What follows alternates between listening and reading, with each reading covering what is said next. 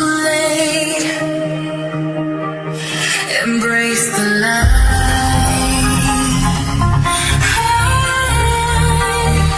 So don't let them steal your light.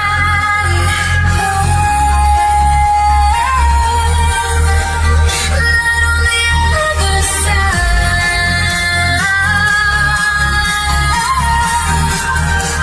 Don't let them break your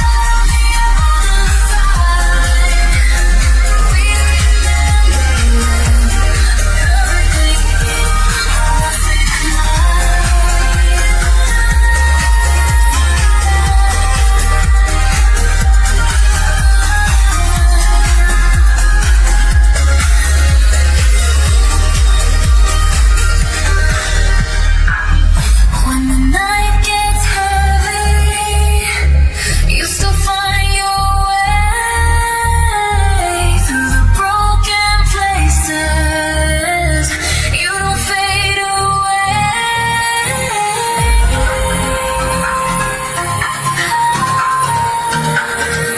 So don't let them steal your light.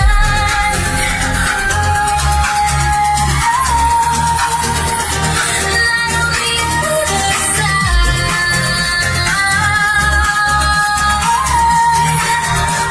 Don't let them break your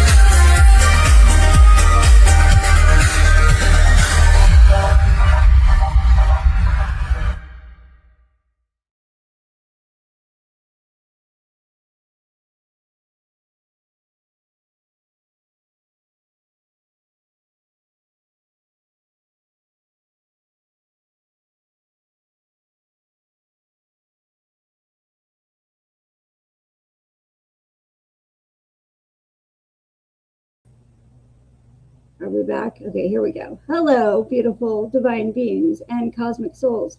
I'm Maya Starfire, and welcome to Echoes Beyond the Veil.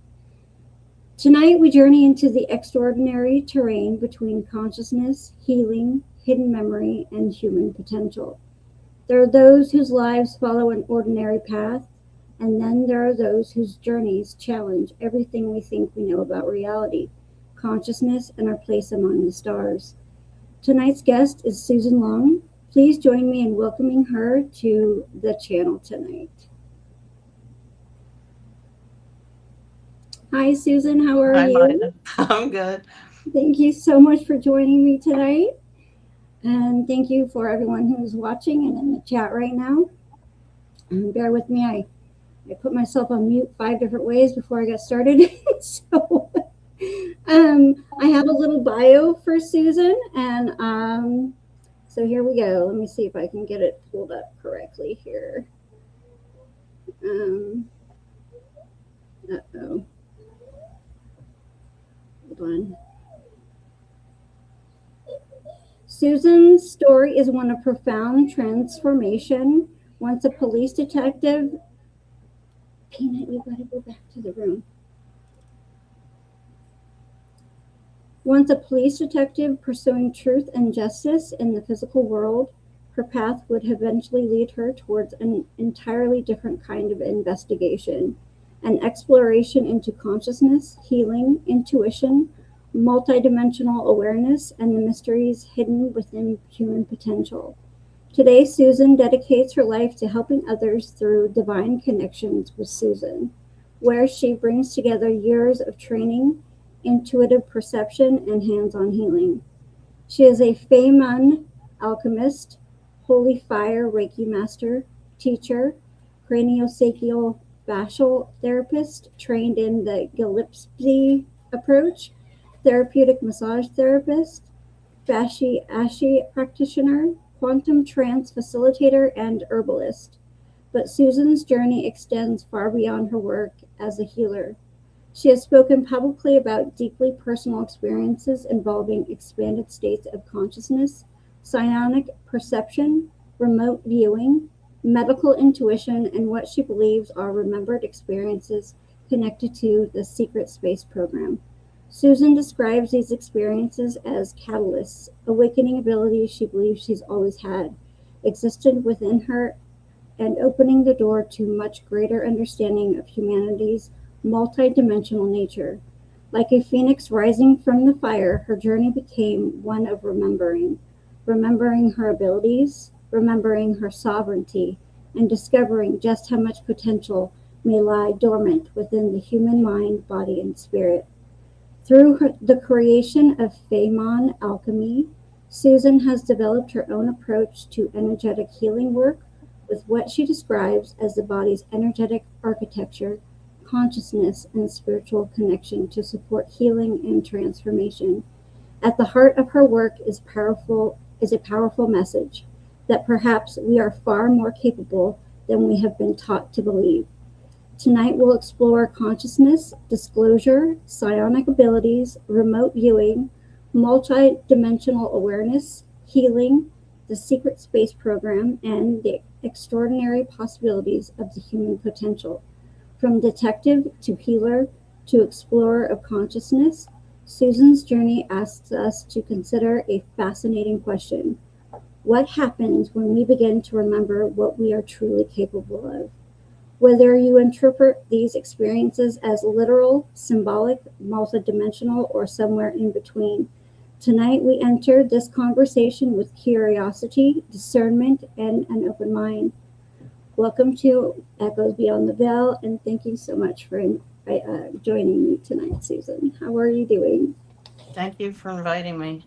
It's Yeah. just been a long week, and I had some jet lag coming back from Shasta because Shasta's 2 hours behind me. But it was very interesting, and I loved it. And I didn't want to come back. Yeah, I totally understand that. And you were able to connect with the Fae there too, weren't you?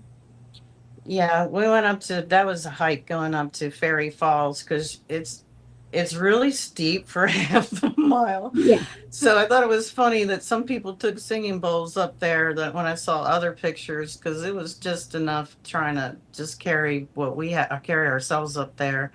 And I was using my dowsing rods and talking to the fairies and asking questions. And I've never seen them that still when I was standing at the fall because they were just straight ahead. And then I was asking questions and I was like, how long do we need to stand in the water to get our codes? I said, are we done yet? And it's like, no, And it's like, are they activating us? Yes. should I get this water all over me? Yes. Should I go up and touch the rock the water's coming on? Yes. And I was like, okay. And then because I do the Fashi Ashi, the barefoot massage, I don't have any calluses on my feet because my feet have to be, Oh yeah. no. So I'm in there in those pebbles. And I'm like, oh, with my tender feet. And then I get up to like I had capris on and the water was like almost up to my knees. But my capris weren't wet yet. And then I went out and I slipped and I fell backwards. And Aurora Diamondheart, Brian Larson were there with me. They went on that trek because I was more interested in doing side quests and getting activations. And Aurora's like, you look like you hurt yourself. I said, no, it was I. I remember wishing in my mind that I had a bathing suit on because I wanted to get all wet, but I didn't want to get wet with all my clothes on and then have to walk with my sneakers and stuff down the hill because I ended up putting my sneakers back on and walk in the water, and that didn't help with the No. grip either. So I just fell back very gently, and this guy like pulled me up, and he was asking me about the rods because I saw his wife was in there washing her hair like in the fall. She didn't have shampoo, but you Yeah. know, getting everything in there. And I said I was talking to the fairies. He's like, what did they say? I said, they want me to go up and touch that rock. Will you help me? And he's like, okay. So he's holding my hand and we're walking up. And I was just standing there. It was so cold. The water was so cold. I'm Oh like, yeah. okay, I think Yeah. I'm activated now. Yeah. I'm freaking freezing. And then I went out to the edge, and then we were picking up some rocks because I brought back a couple of pine cones from there, and the rocks are still, I got to still empty the rest of my suitcase because I wanted to bring a little bit of Mount Shasta to my office for that energy. So I'm going to put Yeah. those up on my healing center and just do a little Mount Shasta tribute. It sounds like you got baptized in the water, whether you wanted to or not. Oh Which is yeah, I was awesome. stoked. But after I fell in, like the weird brain fog we were having when we got there, it just disappeared, and I felt super blissed out. And I was like, "Yay!" Yay! That's so amazing. And I've then we actually, went. yeah. We there's a spring, so I filled up the rest of my water bottle with the fairy spring water, and I was looking at something. What was Matthew Starseed got big jugs from there, and is he driving back to Canada? Oh my How's gosh. he gonna get those things on the airplane? No kidding, right? Hmm. Yeah, I've been to that exact fall, and it is freezing, and it is so hard to get down there. I can't imagine bringing anything but myself. I think a bottle of water was hard enough for me to try and get down that tiny little path, and it was so cold. My kids were in the water, but I was like, "Oh my God, I'm gonna fall," and this is way too cold for me. So I totally understand exactly everything you're saying. Well, at least I knew because they kept saying, you want to stop at this one? I said, we need to walk all the way up to the top because, you know, if we stop at one place, you're not going to want to walk up to the top. I said, we'll get up to the top and then it'll be easy because we'll just work our way down. Because there was another little spot where there was more, you know, further down that you could stop at. Yeah, yeah, I agree. And yeah, and then walking back when you're wet too. I Actually, hadn't, that wasn't so bad, but because it was 90 degrees out, but the water in at the falls was really cold. So yeah, I was surprised it was that warm in the mountains. yeah, me too when I went, but, and then the water is so cold, but it's like wonderful drinking water. So, It was people, so clear. I've never seen water that clear before. I'm so sorry. Can you give me 1 second? I'm so Sure. sorry. My partner is gone. I'm sorry, everyone watching. And kids are watching themselves, and now they're running rampant. Hold on 1 second. I'm so sorry. If anyone has any questions for Susan, maybe ask her.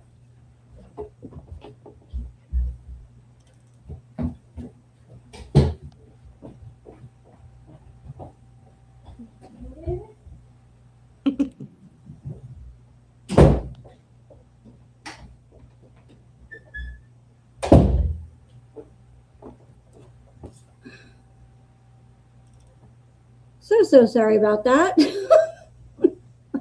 My kids are ruling me right now. Anyways, so, and thank you for coming on, even though I got the time mixed up and scheduled wrong. My life is a little bit chaotic sometimes, so I really appreciate Okay. I that. know my week's been crazy too. I'm curious to see all this Jean Grey stuff you looked in because I only looked into it a little bit. Yeah, well, I didn't want to look into it too far because there's a lot of information. But if you want, we can start there. So I don't this, know, wherever you want to start. yeah, let's just start there. That's where we're naturally going. So when I was watching the interview with Drago Reed and Dr. Amir, right, on their Mhm. show, Drago has said that you are the character Jean Grey. She is you, and I was like, why does that name stick out so much to me?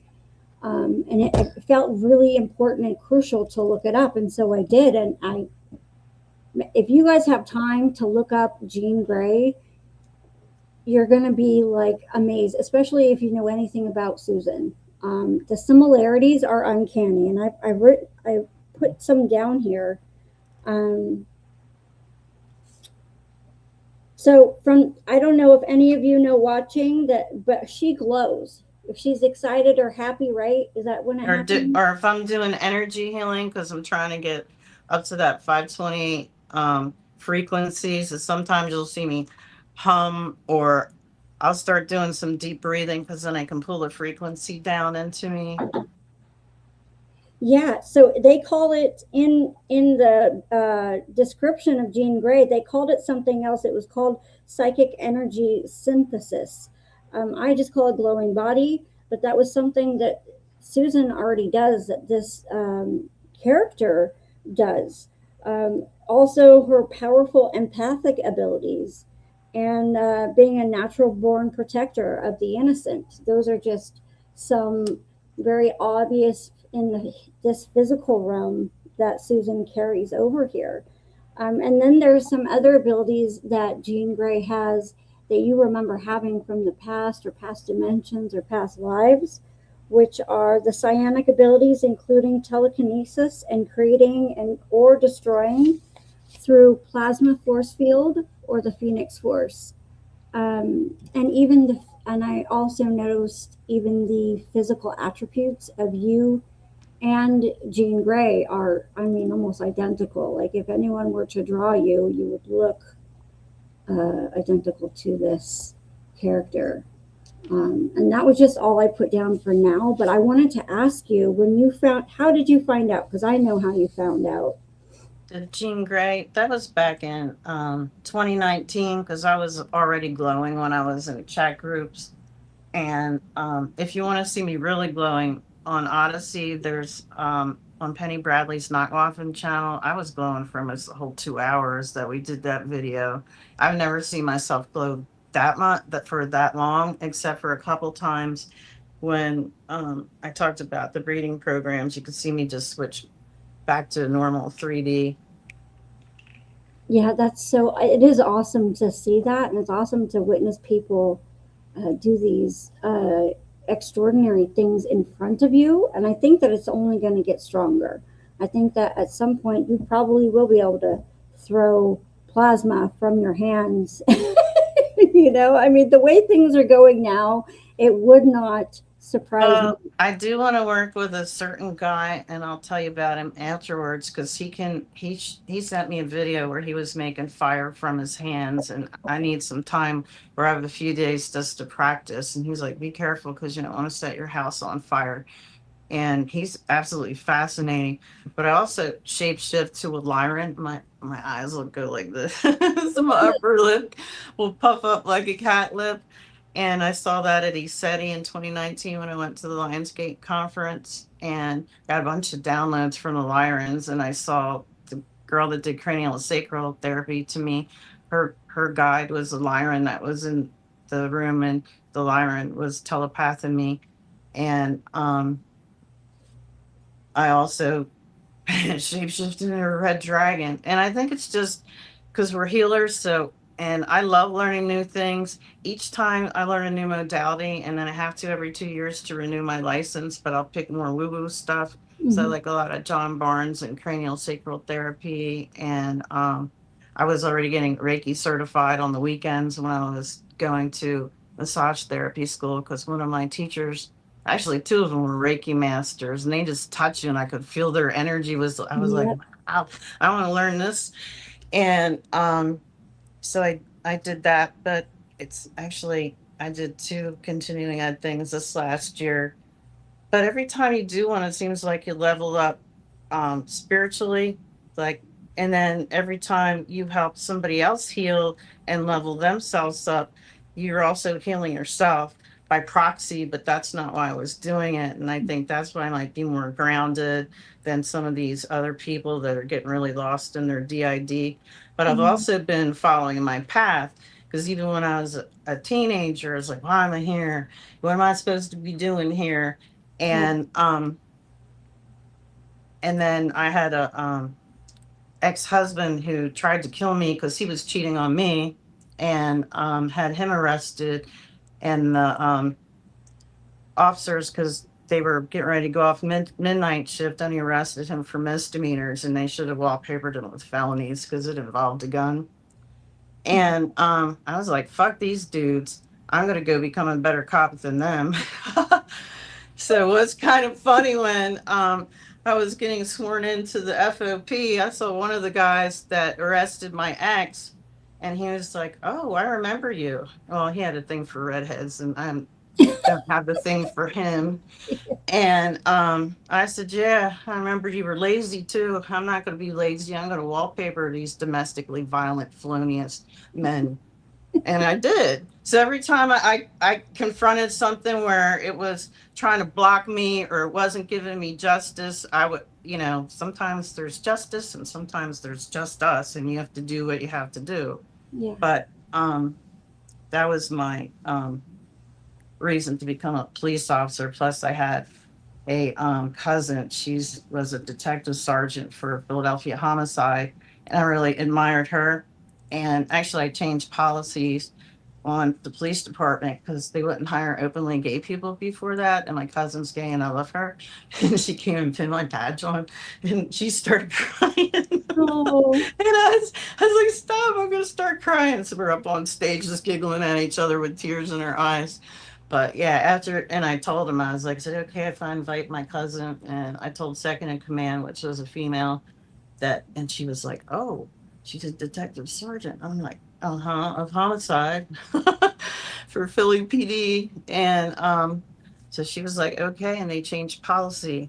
So openly gay people were allowed to be hired, but I think it was more openly gay females. And then they got, I think there's one openly gay guy on the department that I know of now, but I haven't been there for a long time because I retired in 2003, and I've been doing the healer thing for 16 and a half years now.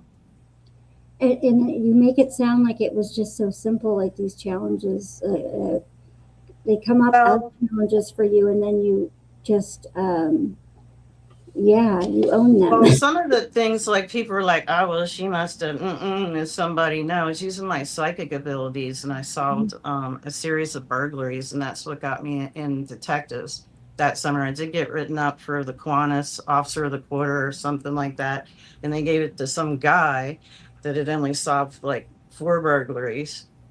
And I remember asking somebody, I said, "Do they not give Kiwanis awards to female officers?" Because they gave it to a male who did less than me.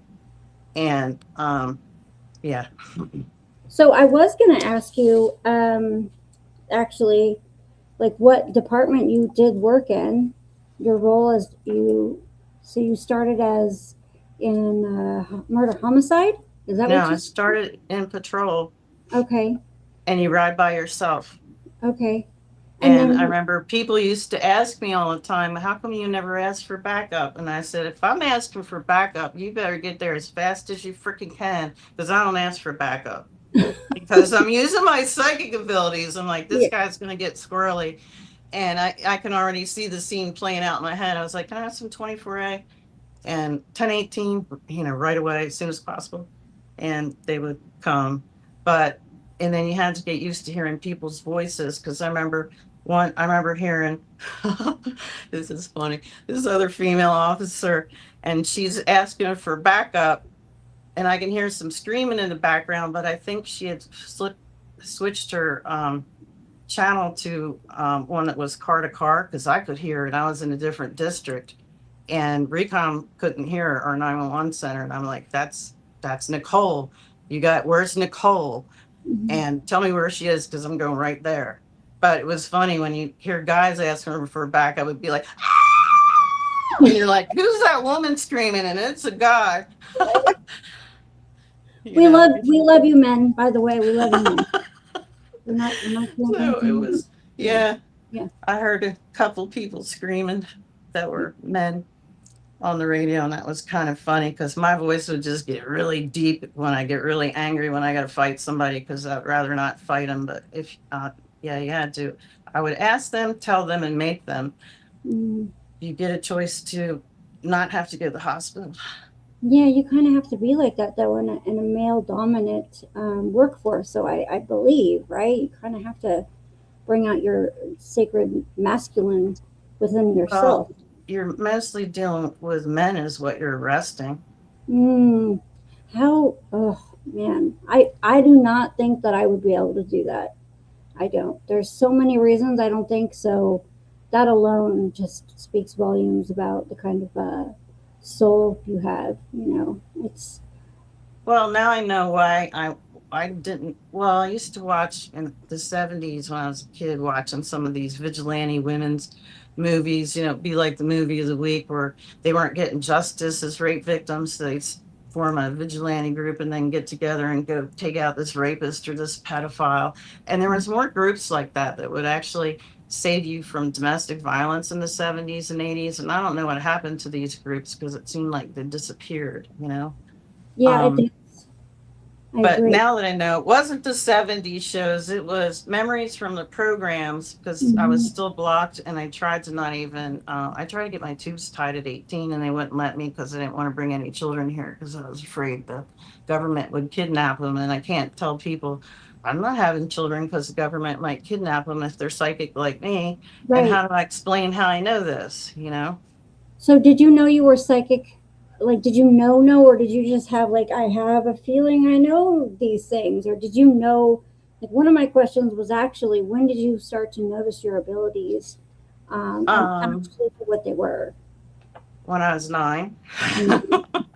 Because I Oh, was already being taken by the men in black. I was being taken by the mater. I've been taken by these reptilians that look like T-Rex, like a Seacar kind of. Well, actually, Seacars look more like those reptiles from what was that? What was the name of that island where they were bringing back all the dead dinosaurs? oh, Land of the Lost? No. No, it was the newer one, not the series. The well, it doesn't really matter, but yeah. And so, anyways, that's why I wanted to be a sex crimes investigator because I hate pedophiles and I hate rapists and I hate burglars. I just hate shitty people Well, because yeah. Yeah, the only way I can condone anyone stealing is if the food and everything prices are so high that they literally cannot afford to buy food for their like starving family. That would be the only way I could see, condoning any kind of theft. But yeah, that's an extraordinary yeah, circumstance. you got to have some Pampers. Yeah. But yeah, I was 9 and my mom's best friend passed away. And I'm sure everybody's heard this one a million times. But I remember she came in, woke me up, and then I'm Irish. My great grandmom told me she was fey like me. So I believed her. Hmm. And my mom doesn't have it. She's terrified of it. So she calls me a witch where I can never hear her. And then she'll say, I didn't say that. I'm like, I freaking heard you say it, you know? And because she has no abilities except she can set off her computer stove, and I hate those computer stoves because she would try to make us cook holiday dinner, and Uh-huh. she didn't like the way we cooked it. But she's retired, so she would get angry and walk by the stove and set it off. And I remember one Thanksgiving we didn't have a turkey.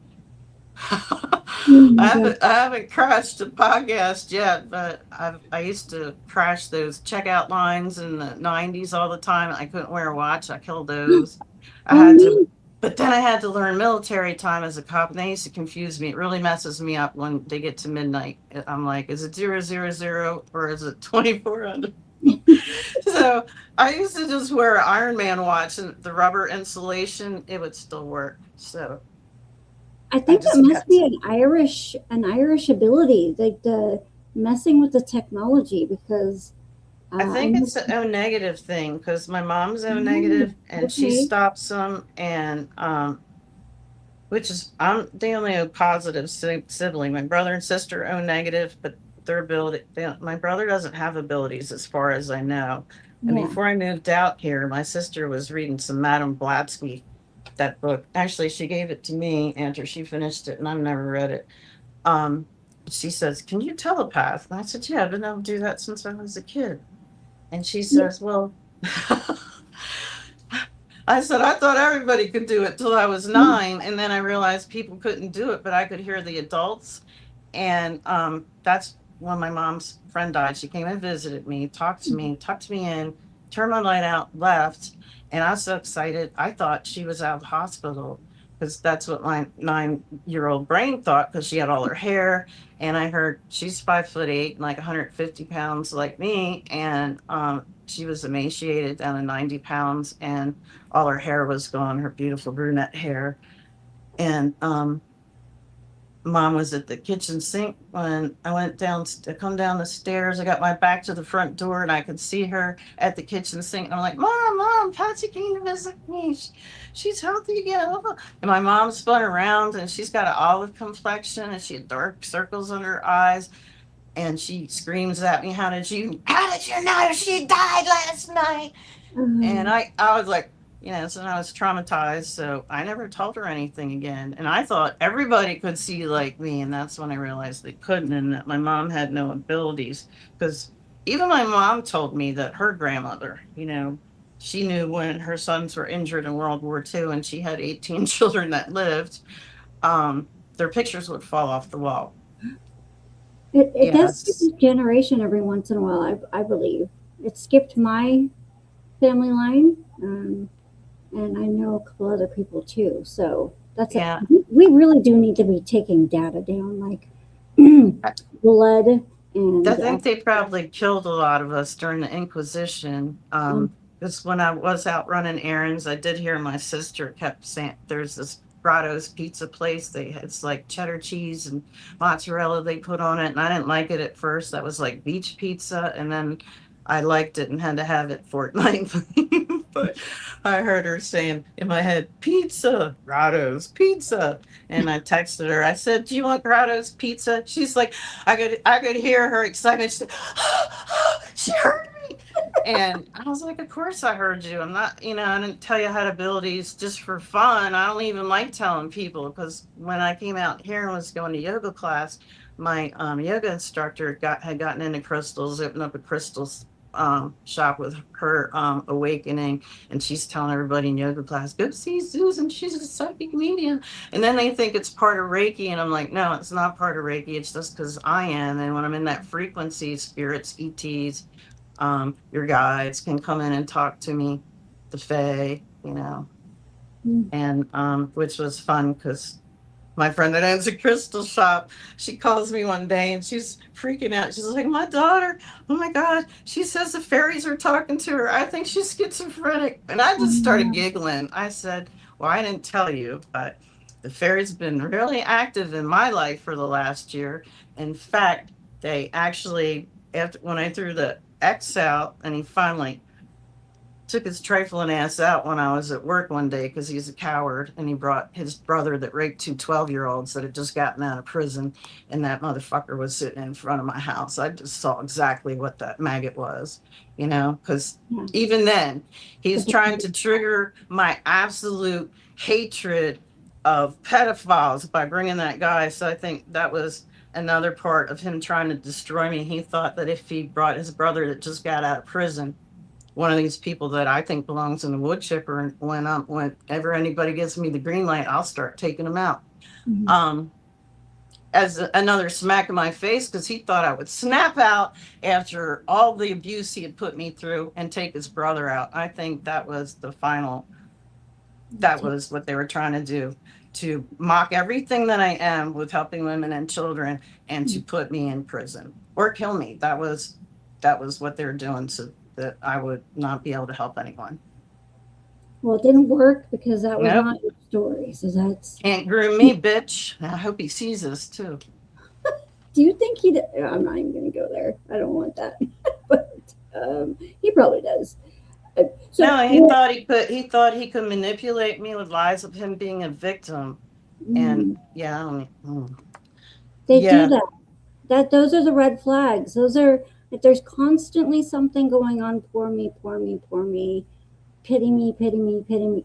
Like not just you have a bad issue, but there's a constant flow of troubles or Yeah, what nonstop chaos and drama that he doesn't fix, that he caused. He makes you fix it all. or they're bringing to them, Mm-hmm. or they're lying just looking for sympathy, which is very hard for an empath and a healer to try and weed out, because our intuition tells us to heal and to help.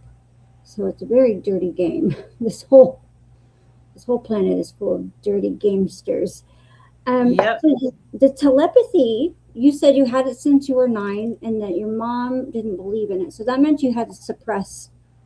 Did you have to suppress it and hide it? All those abilities your whole life? Oh, well, I'm trying to think. Was this like 20 years ago? I'm trying to think. When was my son in Iraq? 2004? Yeah, so it would have been a little over 20 years ago. I believe he was in Iraq, and I saw him get. He was an Army Ranger then, and I saw him. I was asleep at the time because they were awake doing out on patrol in Iraq, and I was asleep in Delaware, and I saw him witness I think it was 3 or 4 Rangers get hit with the IED in front of him. And my boyfriend at the time said I was screaming in my sleep, and that's not the psychic son. And he woke me up, and it made me mad because I didn't get to see what happened, because I'm in the dream and I was actually there remote viewing it. And that was another thing. Um, Looking back now, I know I was remote viewing as a child, because I remember there was this place in Philadelphia where we go for the ice capades and concerts and stuff. And my friend had gone to a concert there with her 17-year-old sister. I think she was 17 or 18. For some reason, her older sister was raising her and had custody of her. And I was taking my bath at the time, and all of a sudden I blacked out in the bathtub, and all of a sudden I'm standing there in the bowels of the spectrum by the ladies' bathroom, and the fluorescent lights, there's some of them are out. It reeks of urine down there. It's scary because it looks like you're going to get murdered. It's so dark and scary and smelly down there. And she was crying because she was lost. And I was trying to talk to her, but she couldn't hear me because I bilocated, and I'm looking at her, but because she wasn't as powerful as me, she couldn't see me. And the next day I said, I saw you and you were crying. She's like, I got lost in the bathroom. So looking back, I was like, I've been remote viewing all my life, and I didn't realize that that's what it was. I thought that was my psychic ability. So I went to this one of my friends does platform mediumship for that's what she does. That's her side job. She's doesn't have a regular job. That's her job. She's like, hey, come to this advanced platform medium class with me. And I said, well, I don't do that for a living. And she's like, and I haven't been to the original one. She's like, you're already advanced. Just come with me. Because she only go by herself. So we get there, and she forgot to tell me that it was a long drive. It was like 3.5, 4 hours, because it was northern New Jersey. And we get there, and one of the ladies from this church, it's a spiritualistic church in New Jersey. It's a really good place to go to, the Universalist Church. I guess I'll put it on my Divine Connections page later. But anyway, the guy that was teaching this advanced platform mediumship class, unbeknownst to me till after I go to talk, that he's former Navy intelligence, but this guy's like 60 some years old. And when we first get to the house, my friend forgot to tell me that there's a devil dog ghost in the bedroom that I was going to be in. And I didn't really care because I was so freaking tired. I'd have my iPad. I'm like, I'm going to watch a little bit of movie and conk out. Yeah. And I look up, and there's this, looks like the Marine Corps devil dog. He's just floating in the midair with his beady red eyes. Oh my And God. I was like, okay, you're going to have to try harder than that, motherfucker, because that doesn't scare me. And I just turned my back to him. And I went to sleep because I was like, I don't even care at this point. I am so tired. Go away. And then the next morning, she's like, did you see that spirit dog in your room? I said, yeah. I said, the Marine Corps devil dog is what he looked like. And I said, you're not scaring me, mofo, oorah. And then I just turned my back to him. because that's just my sensitivity. Oh my God. So the next day we go to this thing, and I can already hear my guide talking to me, and he's like, "We're ready to go." And I'm like, "Oh, I'm connected. This is great. You know, I'm already connected to a spirit." And I would have waited till like 10 people went, but I volunteered to go as the third person. I get up on the stage, and I'm going like this.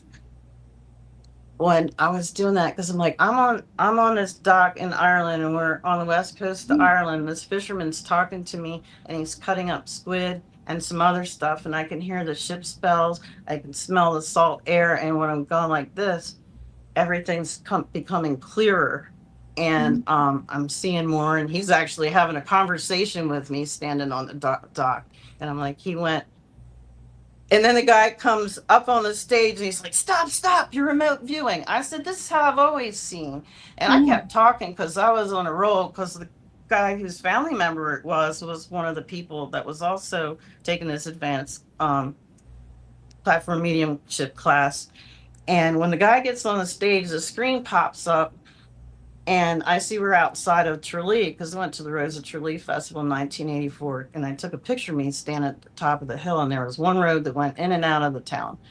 And I said, "Oh, he's in Tralee." I said, "We're at the Ring of Kerry. That's where he took off from in his ship." And I said he went northwest towards where High Brazil is supposedly located, and he disappeared. I'm like, I don't know if I almost kind of felt like he wasn't dead, to be honest. Like he got taken behind the veil, because High Brazil's supposed to come out of the sea every 10,000 years or something like that. Oh gosh. It's a mythical island. That's so incredible. So why does it matter if you are remote viewing the situation or just using your psychic abilities? I mean, I think it had something to do with this. He didn't want people to see it, and he got mad. You were one-upping him, maybe, huh? Well, that was just confirmation, and that was back in 2016 or 2017 that I remote view, because I was like, that's just the way I see. And if I really concentrate, I can smell, and I can touch stuff where I go. Yeah. And I've seen remote viewers here, because I've had issues with two people in the community who thought it was funny to try to remote view me in my bedroom, and that wasn't cool. You stay the fuck out, because I'm gonna burn your eyes with hot embers. Oh my God. Okay, Oh so yeah. here's a question I have. First of all, One's initials are TA. He's a rapey remote viewer, and he always talks mad shit about me, because I know what he is. Well, that's a good sign if people are publicly smearing your name. That's Yeah.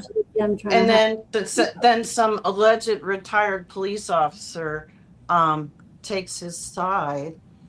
What kind of female takes the side of a rapist? That's a pick-me. That is a very dangerous woman for you to be around. She will not protect you. I agree. So when you notice you're being remote viewed, what does it look like to you? It looks like a ghost. Sometimes it depends on where they're appearing in my house. When I've seen them in my bedroom, I see their whole face, clear as day, and it's floating up by the crown molding. And when they come in, when I'm in this front hall, I've seen people come in there. Like when I was cutting the cords with the malignant narcissist, he popped up there, and he was like all mad that I was cutting cords in all timelines and dimensions. And then I've seen some other people, when they've even texted me, I was like, get your remote viewers the fuck out of my house. I see them. As soon as you see them and they know you can see them, they usually leave. That's wild. I'm just curious. Yeah. I want to know. Sometimes you can smell them too. Oh, yeah. There's that. Yeah, you can smell their body odor. Oh. And if you've met any real narcissists, they smell bad. I think it's demons on them. You know, that's a good point. And they don't like to bathe. Yes, that's another possession sign. If you don't want to bathe, it's because the demon inside of you is doing that. Because the more you clean yourself, the more you clean your aura, I believe. I mean, yeah. What do I fucking know?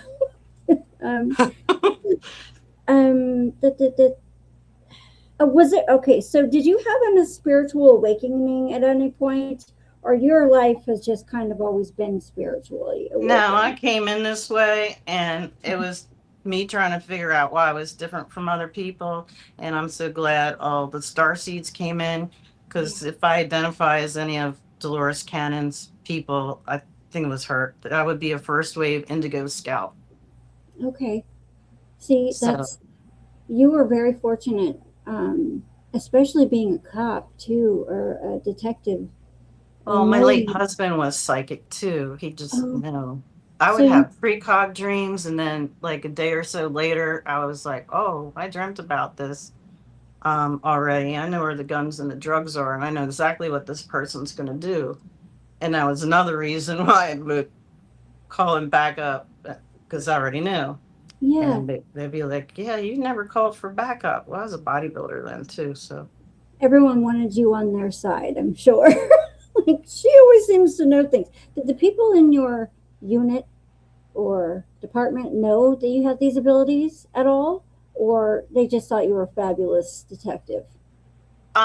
just my late husband knew. I had a friend Julie on the department. She retired early. Um, she was also psychic because I remember one time we were sitting in a diner after we did 4 to 12 shift because we were hungry, Mhm. and this guy comes walking in, and we both looked at him like, and if we hadn't, I'm trying to think, were we done our food? Because when he walked in, we were like, oh, I feel like I've been slimed. I was like, this guy's killed Uh, people, you know? And we both turned to each other and we said, he's killed people. I'm getting the fuck out of here because he was really watching us. Because sometimes I think these bad guys and the demons know who the cops are. So they try to hide themselves from us. And yeah, I remember taking different way home because that guy was watching us and he gave us both the creeps really bad. And we were in plain clothes then. So with our guns hidden. So it wasn't obvious what we were. yeah, that's awesome though that you were able to share that with people openly, because not everyone has that. And there is some connection with psychic abilities and detectives or police. Like, I'm pretty sure they're all pretty open to it, right? Don't a lot of mediums work with detectives? Like, openly? I think they're more with it now. And when I was in detectives, I never really heard about anybody working with psychics except for some cold cases. And that's one of the things my friend Deborah would do, work with cold cases. And actually, when I went to my son's college graduation, that was like 4 or 5 years ago. I went out to Western Pennsylvania where he was, and when I was driving back to the airport, there was a dead bear in the highway, which was really weird to me. And I kept going. That made me sad because it was black. It was this beautiful black bear was dead on the side of the road.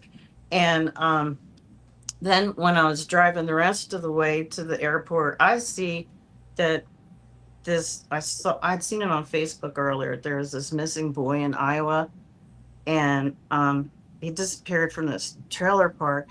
And I knew they were going to find him in a cornfield when the combines came because there's no where I saw him. There's no landmarks. I couldn't see any, but I knew he was face down and his pants were pulled down below his butt. So I knew he was sexually assaulted. He was like 10 years old, and they did find him when the combines ran in the fall. But Yeah, nobody said he was sexually assaulted, and I know he was. yeah, that's some heavy stuff to hold on to, and work with. So, Yeah, that's why a lot of times people are like, "What do you see on me?" It's like I could buy you go la la la la la la, you know. let me, I'm like, I got enough stuff of my own. I don't want to see your stuff too. It's yeah. like, you know how hard I had to practice to not hear everybody talking. I was going to ask you, do you know how to put up walls or stop from being able to see and hear things now? I Uh, do, you do. and they know they have rules. They're not supposed to wake me up in the middle of the night unless the house is on fire. I don't want to be woken up for a hello because I'm a Pisces. I need my 8 9 hours sleep, Yeah, to recharge. I have to get my sleep. Do not wake me up. yeah. See, that's important, I think, for people to learn, anyone who's coming into their gifts, because I do believe this is a time where people are going to be discovering they have psychic abilities, or uncovering them, or realizing that that's what they're actually dealing with. But I do believe that putting in those boundaries for the spirits or themselves is very important, because that can be scary. Couldn't you imagine not having this your whole life and then suddenly seeing like black monsters hanging off of people's heads and stuff, like, or hearing voices? Makes you Yeah. wonder how many schizophrenics I are. think there's a lot. Well, I've noticed just like young people coming in for energy healing. A lot of them are just gifted and they just medicate the F out of them. And that's so sad because they'll have like this little young nerdy girl, and she's like, yeah, they said I was schizophrenic. And I was like, no, you just have some ADHD. You have your attention dialed into higher dimensions and they just don't understand it because they can't see. But I also know that when I tried to regress a lady that was on medicine for schizophrenia, I couldn't get her regressed. So we ended up doing, I said, well, while you're here, I'm going to refund you your regression money. I said, you want to get energy healing? And she was like, sure. So we are able to fix some other stuff that way. But like sometimes it's just people, like, I think that was her that came in. Like I'm getting down to like her abdomen, and then all of a sudden I see her get smacked in the face by her mother for telling her mother that her father raped her. And yeah, and then you're like, should I open up this can of worms or not? And usually they're hoping I'm going to see something. And because I got known in town here as the retired cop from Delaware, that's a psychic medium. I'm like, I'm a healer, but whatever. Um, and when I got there, I was like, my guy's like, go ahead and tell her. She needs you to tell her. And I said, okay. And I said, I'm sorry, but I know I have to relay this to you because this is going to help heal you. I said, I see you, and you did not deserve to be smacked in the face and called a liar by your mother. I know what your dad did to you. And just sometimes just seeing that for them is so healing because they're told they're crazy and all this other stuff. It's just okay. It's fucked up. That's very fucked up. We live in a. Yeah, because I thought when I got out of that stuff that I wasn't going to be doing that, but now, instead of working with the children to get their perpetrator, now I'm working on them as adults to come in and heal them. It's So, like a full circle kind of situation. So you're still doing that shield work. You still are protecting, but it's their soul now. and then, Already done. oh, I had one lady bring in her, I forget how old she was. Maybe she might have been 5. Um, but she's like, she had a near death experience. And as soon as I put my hands on her ankles, I could see her.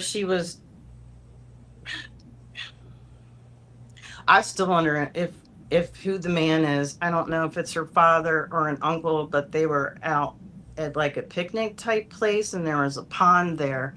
And some man did something to her and she went into the reeds and her feet got stuck in the mud because I could see her like trying to keep her little mouth up and she was struggling and got stuck in the mud and then she drowned and they found her and revived her. But yeah, she can see both realms because I gave her a little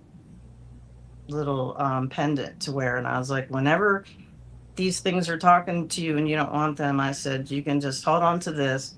I said you can call my energy out there, and we'll tell them that they don't belong in our space because there's not supposed to be scary things in our space, only safe things. Okay. Mhm. She's like, okay. So It's beautiful. yeah. And you make jewelry too, right? Do you I put, do. I haven't really made much lately, but it started with me just putting different crystals together to stop migraines. And then I realized the migraines weren't exactly mine.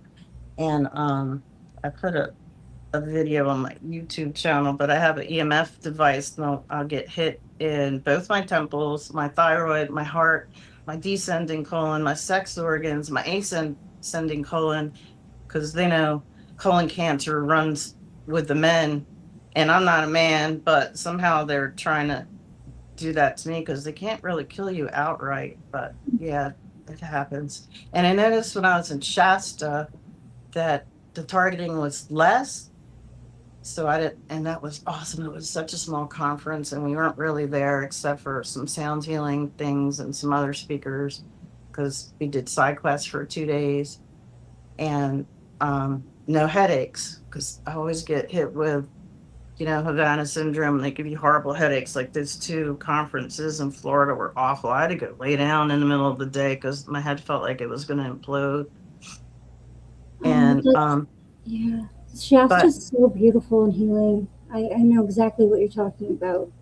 But a couple times, like in the airport and going to bend down and lift things up, I felt that heat signature hit my spine, the middle of my spine. So somebody was out there hit me with weapons that was nearby. And I don't know who it was because I was looking around.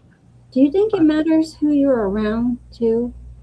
Like as far as like the ability to get to you and or know where you're at, or um, I don't know. It's just the thought just well, came to that's me. something I wonder about because I woke up with blood draw mark when the malignant narcissist was here during lockdown, and I hadn't had any blood work done for 2 years. So who took my blood?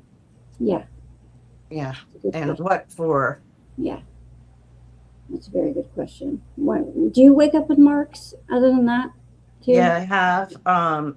It's not as bad since he's been gone because I don't know what, but I would wait. I remember one day I had a big blood blisters under my arm, like somebody drugged me out of the bed. Um, I had the triangle scoop marks where so it looks like a mini triangle on your arm Mhm. and on my wrist.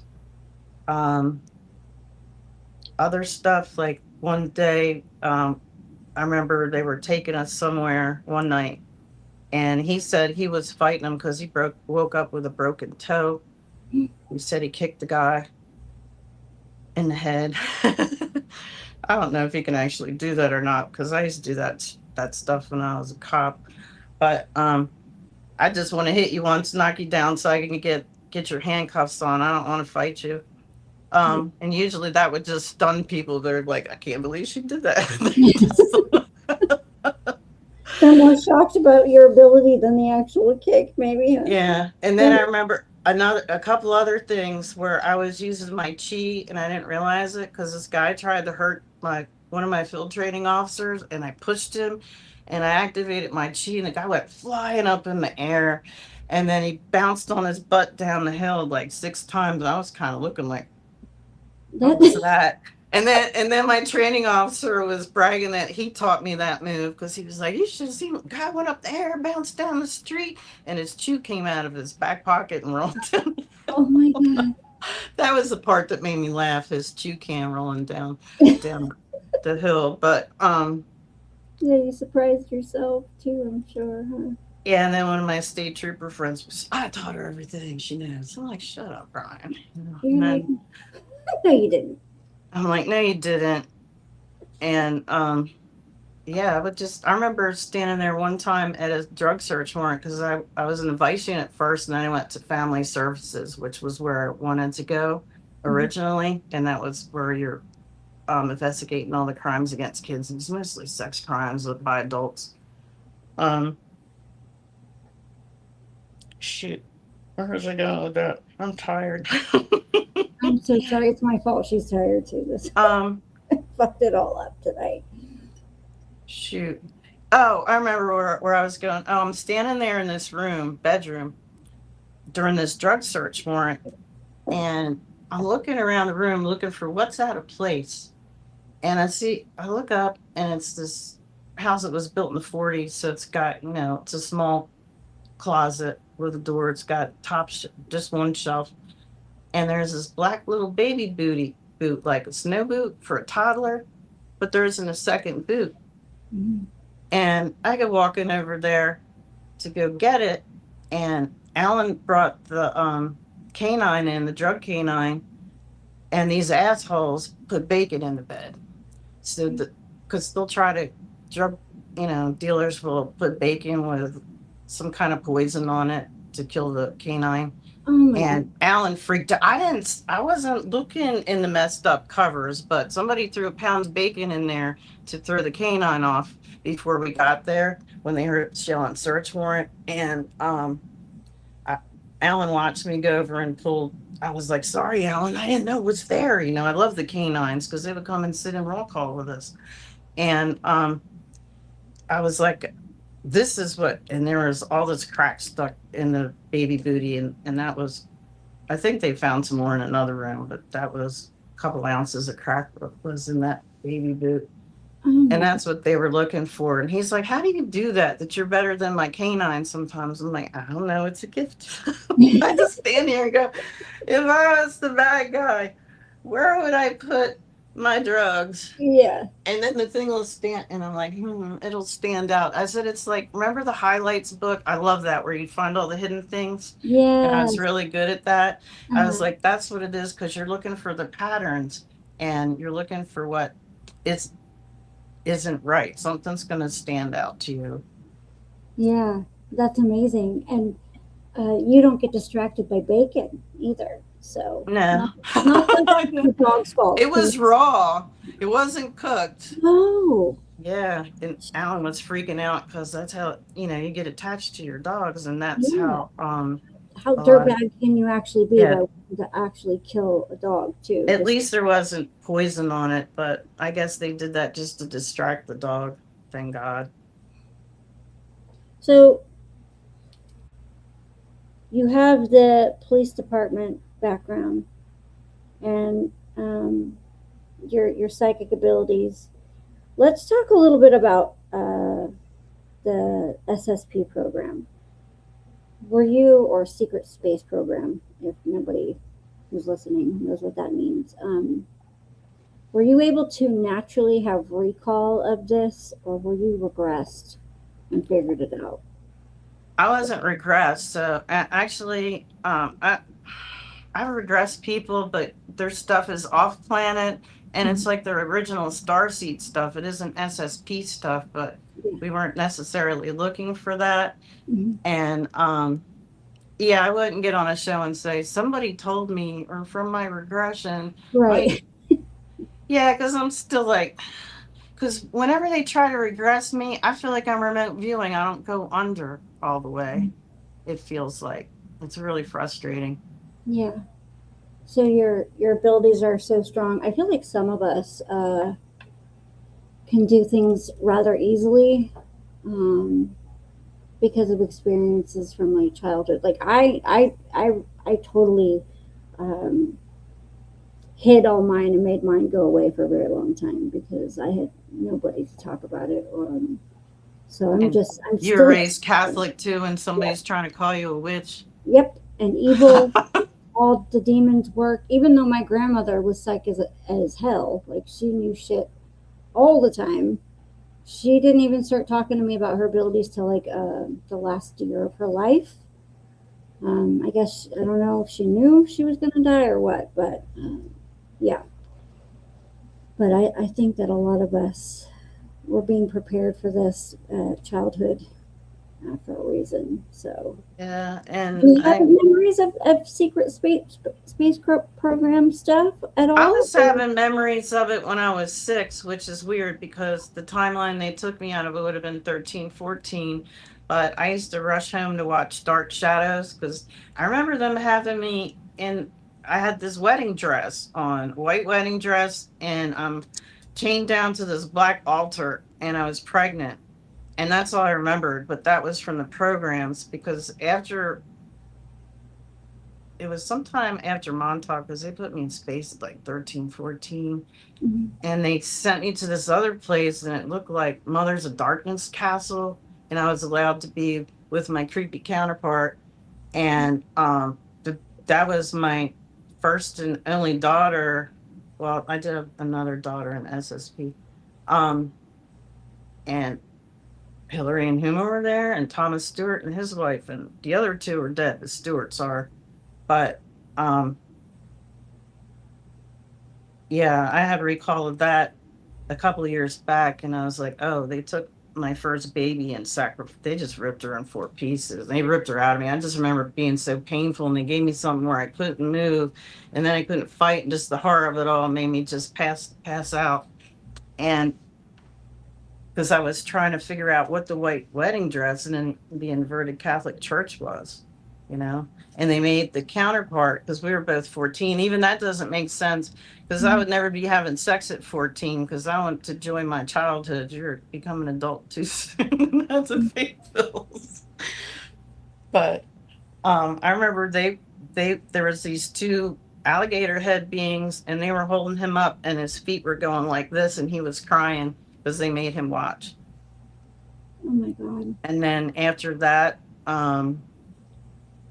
there was no weird, I don't remember any weird sex stuff. It was just going into different programs, and the weird sex stuff would be you fighting off rape gangs that would try to get you separated because I don't remember seeing too many other females. I do in the American programs because I remember being on a ship and we had these white uniforms on, and Vero had a white smart suit on, and I remember coming down the hallway and I could hear my mag boots because they make this loud thumping and kind of metallic sounds when they hit. They kind of like had these rails on the floor, and she was like, "Hey, girl, what's up?" So we were just fist bumping each other when I went by. I was going to ask if you were any other different kind of programs too for anyone listening or watching.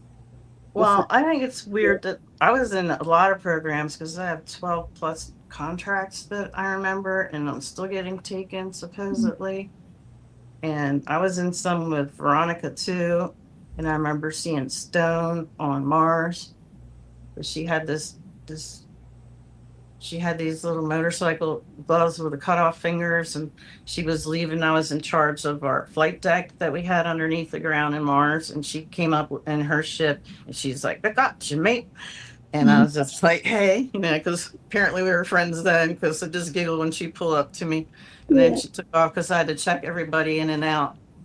And yeah, so I remember different people from different countries. That's awesome. I'm getting mad head tingles. So yeah, that's extra confirmation. I could totally see that. And then I remembered there was this guy I had to find to get the rest of my memories because once I saw them, they would download, and they were downloading for a year and a half, maybe two. So, and then when I'll see people that I remember, sometimes I have to see a picture of them as a child, and I'm like, oh yeah, I remember you now. Like 6 and 13 was when they would have been coming into Montauk, and then 12, 13, I remember teaching telekinesis to younger kids and psionic abilities. And yeah, just different, like the pushing your chi. We were doing hand to hand combat, all kinds of stuff. I remember teaching, we did both staff training. I remember being in the gym a lot. We had when we were in that dolphin program, it looked like we were in Florida because we had this pool and it was all enclosed in glass. And I remember seeing palm trees outside. I think it was on Planet. And they wanted the kids to breathe underwater. And they already knew they could breathe underwater. I know they knew because they must have drowned them like they did to me in Montauk. Because I remember one day they had like this horse trough and there was like this chair on this hydraulic thing. Kind of looked like this old stained, because kids would shit themselves, chair. And it put me back in. So you're under the water and strapped down. I remember just watching bubbles come out, and I was like, yay, my selkie genes activated because they were to go and breathe underwater for the dolphin program. So I know they had to have done that to them. And some of them that would freak out, I would have to stand on their shoulders. They would give me some hard cases to Oh no. I just had somebody text me today saying, I remember you from the Dolphins, from the Seagate program. I'm like, I hope I didn't stand on his head to keep him underwater. I've heard a couple people say that they remember you actually teaching them things too from different programs. Maybe not that one. I think I mean, a lot of it's terrible and horrible and fucking awful, this Well, recall memory, but a lot of it's really, I mean, how cool is it? Like, I remember you from another lifetime, like distinct memories, you know. So, well, it's cool as long as they're a good person in this lifetime. If they're not, then that's a no go. yeah. Learn that the hard way. Yeah, I agree that's why we don't like each other, because we didn't like each other ever, like for infinity and eternity. So, Yeah, yeah. because Ark was telling me, was that a month or two ago? He's like, Susan, he goes, they took us out on some mission. He's like, you and your ex were there. And he goes, you were calling me. He says, get away from me, you smelly skank ass. He's like, I couldn't believe they were making you two go on a mission. And I said, I don't remember going anywhere with him. But he said that I went to go get Cat for him. Oh, go get Cat? Is that what you said? Yeah, his well, she's basically his wife. They're just not married. Oh, okay, okay. See, that's so cool to me. This right here, you and anybody else that's having experiences and memories. This is why I'm so happy that you're working on a book as well. And I hope I can say that. Yeah, and Um, like when I was the counterpart, because I knew I had to find this guy. mhm. Um, I remember El Ka put a thing on. I used to be on the old Super Soldier page, but Thomas Alvin took it over and he kicked all of us out that don't like him remote viewing us. Um, so I'm not in there anymore. But anyways, I remember she posted a thing saying, does anybody have anybody from the programs that they're looking for? And Mhm. then he gets on there and says, because I'd said something like, I'm looking for this person, I'm gonna get the rest of my downloads. And he's like, I'm looking for a redhead with olive green eyes. And I was like, that's me. Nobody gets my eyes right. They always have brown eyes, but they're dark green. Mhm. And we were answering each other's questions. And then I was FaceTiming him like every day, talking to him, and I was getting continuous downloads. And I think it was the first time I talked to him, I saw his surname in black letters across my heart. And I didn't say anything because I'm like, I don't have good luck with men. They're never mind. But anyways, I was like, check this dude out for me because and they liked him apparently. And narcissists can be nice for like 6 months a year and then Yep. they turn into themselves. Yeah. Um, but anyways, we were having lots of recall, and I even saw his Draco dimples. Like he had dimples pop up. Like it was kind of creepy to be honest. And Oh we were my. watching each other shapeshift because my friend Amaria, she shapeshifts into a dragon too. And I got my light being, my Lyran, and my red dragon. And I just think that that's different lifetimes that because we've been working on our memories and everything so Yeah. much and trying to integrate stuff that you can actually activate it. And I remember somebody was saying during the lockdown, I remember quite a few people saying, hey, you'll be able to activate your starseed DNA and you can just walk around as whichever starseed that is in your DNA Mhm. that you want from whatever lifetime. And then that's during lockdown, the partner says, you're a red dragon. And I said, what? And I picked up my phone and I see this red fairy tale dragon in the camera. And I was like, and I dropped my phone. And then when I picked it up, I got a picture of like my brow is different. It's real bony, and I got these circles under my eyes. But then I look normal right after that, and then you can see like these skin scales on me, and yeah, that was kind of terrifying. But at least it didn't last very long. So I'm like, how am I going to get my groceries? Yeah. How are you Because going to go in the stores I if was you're getting enough shit for not wearing a mask. I'm like, I'm not going well, to I be bet you it muscle. wouldn't bother you if you came in as a dragon.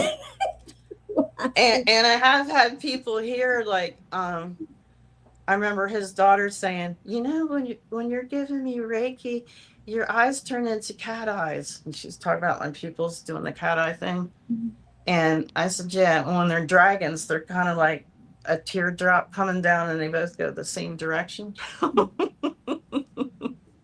But I had a lady at the spa, and I'm like, I don't want to do this at the spa because in this county there's a whole bunch of Mennonites, Amish, apostolics, and I never know who the apostolics are because and they're really strict too. So they'll think I'm a witch. So I really got to watch what I say in there. But so I would rather work in my house a lot more.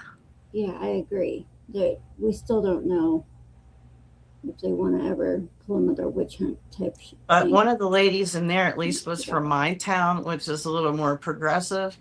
And she looked up, and while she was face up, I don't even think I was giving her Reiki, but I was disassociating. So I'm going into, that realm where I see stuff.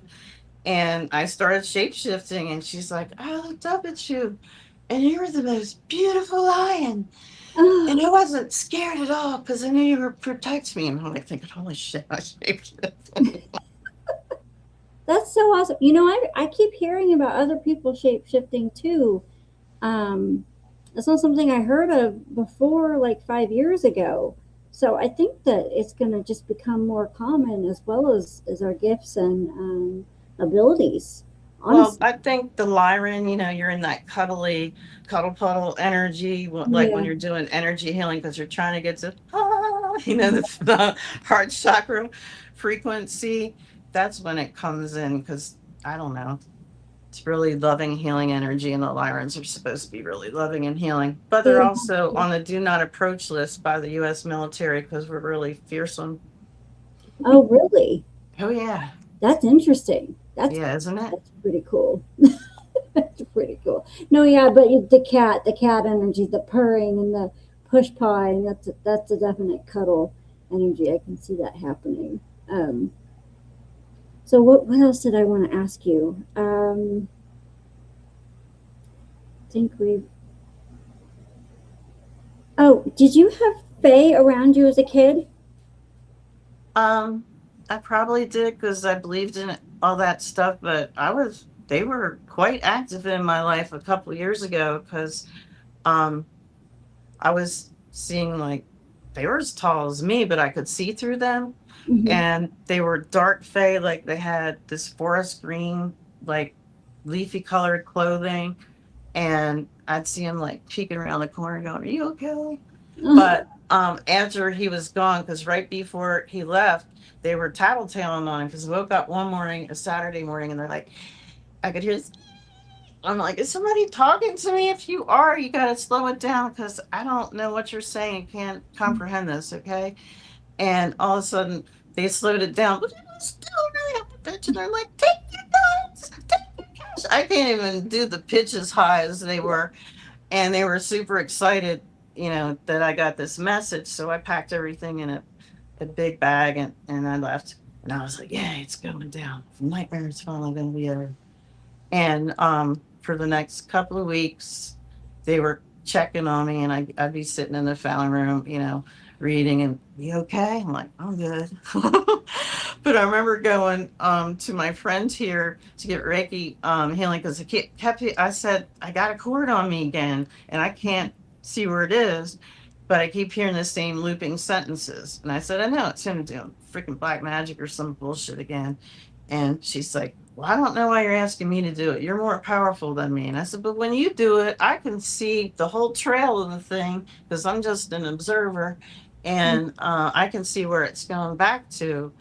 And that time there was this little tiny fae, and she had her head like she was like the size of a 2-year-old toddler, and she didn't have hair. She had these green leaves, and she was standing at my left foot, and she was taking my pinky toe and bending it just the top part. And I'm like, Kelly, look, can you see? Because I closed my eyes for a second and I saw her with my third eye. And then usually once I see them with their third eye, I can see them with my eyes open too. And I'm like, look, she's right there. And I said, I'm not talented enough to bend my little pinky toe like that. I did it by itself. Right. I said, that's the fae, and she wants you to see her. Can you see her? And she said she could. So I was like, close your eyes, you can see her. And I don't know. When I see with my third eye and close my eyes, I just see the room like it is, but it's just different layers of it than when I have these two eyes open. Yeah, I see this. I see very similar when I'm looking at my guides. That's funny you're talking about how they talk because when I first was reintroduced to this guide, I believe has been with me for a very long time, like lifetimes. Um, the other guides had to tell me her name and what I call her because I can't pronounce the way her like true name because it's so high pitched and a different tonal thing. So, yeah. And when you decided to do herbal medicine, was that something you just fell into, or I'm sorry if I'm pronouncing it wrong? You make tinctures and herbal. You said it correctly. I make tinctures and salves and elderberry syrup. And I started actually when I was gardening back in the 90s, I was making like herbal vinegars and things like that. And then I kind of got out of it for a while and then doing like healing work. I'd have people with restless legs. So I was making magnesium spray with MSM and then put Serenity in it, just making stuff that works better than the things you can buy over the counter. And then I Reiki charge them. And then I ended up, one of my friends was like, oh, this guy, has this cancer healing business. And I was like, oh, yeah. So I got on his Facebook page and it's like, well, he has some nice products. And then one day I saw on his page, he said, um, I need somebody to make my pain salves, my juniper ginger salves. And I was like, hey, I just took a 6-month long herbal medicine class during lockdown. So I learned how to make salves, tinctures and syrups and stuff to make, home remedies. I call it folk remedies, but because I'm not a holistic doctor. But even I was surprised with how potent and how powerful some of this stuff was, because I made this stuff I call mom's balm and it's got plantain yarrow and comfrey in it. And I got stung by a wasp when I was lighting some incense in here, and they have mud wasp in Iowa, which is something I'm not used to. And I don't know how they get in your damn house, but they do. And it stung me through my bathrobe. I had a client coming in, so I'm clearing my space, and getting energy charged in here. And I said, oh, I'll try some of that. And I put that on that wasp sting. I didn't even feel it 5 minutes later. I was like, dang, that stuff's good. Oh my God. Well, this stuff is ancient. This is the ancient way of healing. This is what the earth is here for. This is what God created all this stuff for, so we could naturally heal. Like we're always given everything we could ever want and need. And I believe that when people like yourself start making medicines from nature, it's like a memory. You're remembering stuff that you've done, and it may not even be from this planet. But I was watching the Lord of the Rings TV series, and which I think is a documentary, by the way. I think a lot of TV shows and movies are documentaries, by the way.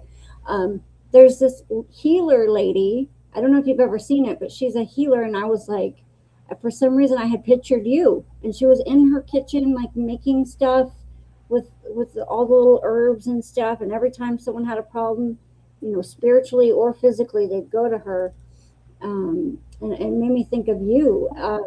And then one day, shortly after, we're in our group together, and you pop up, and you've got your little apron on, and you're in there cooking. And I was like, oh my God, it is her. So, yeah. Oh, I did when I was practicing doing regressions. I remember Athena was we were practicing on each other. And when she did one on mine, I remembered from a past life being on the shore of what I think is Northeast Ireland. And there was some kind of land bridge that came over from Scotland during low tide. And I had a little boyfriend that would come and play with me and on the beach. And there's a man of war on the beach one day that had washed up, and I told him not to touch it. But per usual, he didn't listen to anything I would tell him, and he touched it, and it stung the hell out of him. So I had to take him to the healer. But all I remember is having to hide him for a little while because, yeah, there was like some warring tribe stuff or clan stuff. But I knew I took him to a healer, but that's all I had. But when I did the regression with Athena, I said, well, let's go to that one where I want to see who the healer is I'm going to meet. The healer was my fake great grandma. Oh And my God. yeah, and she was like kept asking me questions, and I'm talking to my grandma because I'm like there in that time space. I'm like, as her crying, I'm like, give me a couple minutes, we're chatting. And she's saying, I knew you would come. She's like, you've been on your path this whole time. I knew you would come. And I was like, wow, I took her to the healer. So I like to Outlander, and I always identified with Claire, but not the nurse part. But they probably would have friggin' made me a nurse in World War II. But because I'd want to be the doctor. But then she was a doctor in the 60s. But when she went back in time, she took all her doctor knowledge and she put penicillin and stuff and other things in her petticoats before she went, so she could conceal a whole lot of stuff that they wouldn't see to take back to the past. And she actually modernized some of their surgical stuff too, which in the Outlander anyway. Yeah, I remember that part. I'm pretty sure that some of us have been time travelers at some point. I know I have. Yeah, well, in one program, I was with the Sonero Aero Club. I don't know if I was like infiltrated in there or something. They probably did because they knew they were already flying before the Wright brothers. And the Sonera Aero Club wanted me I was in this warehouse, and it was in the Victorian era, and it smelled. It was armpit odor and horse dung, and I'm in this place, and it was on this river or fast running creek, and he had wings to this Da Vinci flying device, and that's what we wanted for the Sonero Aero Club because we were going to use it to do some flying in. But I don't think that I was actually living in that timeline. I think I was sent back there because I also remember being in the classroom, my psionic abilities going active, but it was 1940s, and I was in the Midwest because it was a dry, flat place. Because I'm looking out the school windows that were all along the one side. It was me and this little boy, and he's making twisters come towards the school, and we were laughing, looking out the window. And I was like, "Oh, you see what I can do?" And the teacher was standing at the one corner where the window and the brick wall met, and I blew out the wall behind her, and she peed herself. She had these little Mary Jane shoes on. And then I wasn't in the 1940s anymore. I think they just took us to some special program, but it was really dusty wherever we were at, and it looked like a desert. Yeah, I believe that. Yeah, I totally believe that. I believe that many of us have been brought back and forth. Yeah, and we were giggling, look what I can do. Yeah. Like, I'm just going to sit here and go, and then the wall's going to blow out behind you. Can we do that now so that we can just blow some of these nasties out of here? I mean, I wish. Yeah, that'd be nice. It'd be really nice. There's some stuff going on, like the trails in the sky. I mean, I swear I'm getting bloody noses or something from it. Nasty, evil shit they're doing. But anyways, that's not what this show is about. Yeah, see if you can make them disperse. Just sit there and really ground yourself. Yeah. And then what did I have on my feet in Shasta? I put grounding and release oil, and I put balance on, and I was like, ooh, I was vibing so high when I went to pull down some energy onto Cassandra's friend. She was like, whoa, I can feel that. You're the real deal. She's just sitting here like that. I was like pulling down this cone of energy and just pulling stuff off of him because he's having a lot of grief, and some other weird stuff was going on. And it was wild. And I was like, is this just Shasta? So everything's like amplified. But I'm doing this, and I was feeling, I was like really stoned. Like when I saw that Lyra in East City, she made me so blissed out. I like rolled off the table afterwards, and I was like, And then when I went back to Delaware, I had this Lyran Starseed client, but she didn't know she was. And she wanted craniosacral fascial therapy, and I'm working on her. And I have my eyes closed, and then all of a sudden, I can see this golden light come in and hit her hip. And I'm like, okay, that's that healing light energy I'm pulling in. And then I look up, and there's four Lyrans across from me, and they got like, it looked like we were in an airplane because they had the portal windows behind their heads. And I was like, oh, whoa, we're not ready for that. We're not taking my clients on ships, okay? Because she's going to freak out, because I'm a little freaked out for her right now, okay? And then they put me back, and I was just trying to stand there, and I felt so drunk because you're like, wow, dizzy and intoxicated. I kind of tripped on my own feet going out the massage room door just to, ooh, Yeah. go hang out in the hallway and breathe and drink some water. Because I'm like, what the heck? Because that was my last client, luckily, and I just drove home after that. Yeah. But My gosh. I was like, that was pretty intense. I wasn't Yeah. trying to do that. No. Yeah, you're like, can I get a warning next time, or can we wait till I'm at least solo? Yeah. Oh my God. Yeah, there's some things you can't tell everybody. Well, maybe you, because it sounds like the people in your area know um, deeper things about you. But for me, there's a lot I see and experience that I just don't say until I've really felt into the situation. I think I've had two clients that I've said any woo woo stuff to. Well, There's, that's, yeah, I usually ask them, I'm like, I've seen things since I was a child. And I'm a remote viewer too. Do you want me to? And then some people just come to me because they can't get a diagnosis. Because one lady, she thought, poor thing, she thought she had thyroid cyst, and that wasn't it at all. She had diverticulitis because she's like, I'm scanning here. As soon as I put my hand on her descending colon, I was like, oh, oh no, yeah, the I could empathy. smell it, and it smells like breakfast sausage when their colon's all infected. Oh God. And now I know that smell is diverticulitis infection. So then I told her what these herbs and stuff she could take so it would keep it in the osis, because she's still going to have those pockets in there. But, at least, she's not going to, she can have sex again without it being horrible. Yeah, I just know it was horribly painful Mm. for her when she's suffering from that. Next time I saw her, she was smiling. I was like, yay, and went over and hugged her. Okay, that's awesome. I love it when you can see actual healing and progress happen with people, and I think it has to do with them too and their ability to accept holistic healing. Yeah, And because yeah, it's easier to work with people that actually want to work with you and want to help, because you'll get people that won't do any yoga, they won't do any stretching, they won't take care of themselves, they won't take any herbs, they won't do anything, and then they'll come in all jacked up the next month, and then you hurt yourself trying to work on them, muscle wise or whatever. mhm. And it's like, look,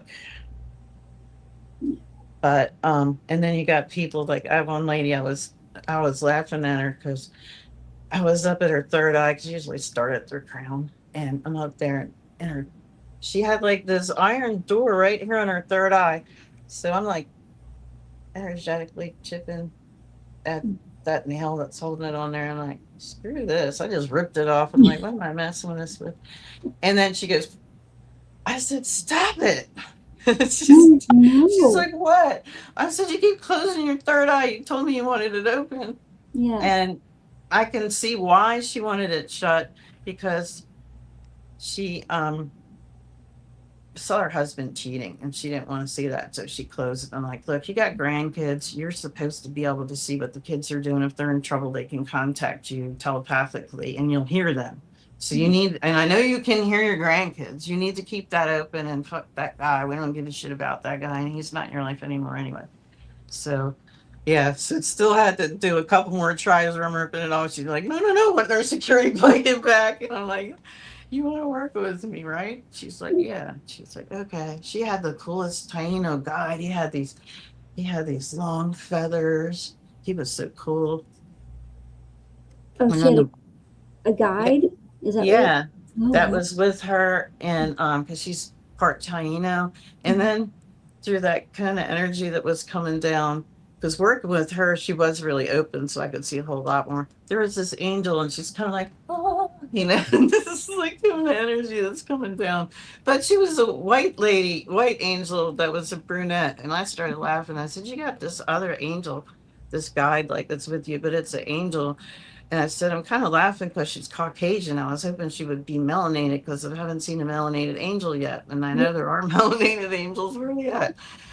And then she told her, was it her sister, one of her daughters comes in, and she was mad because I didn't see all her guides. All I saw was she had this one guide, and he looked like he was dressed for Saturday Night Fever, staying alive, staying alive.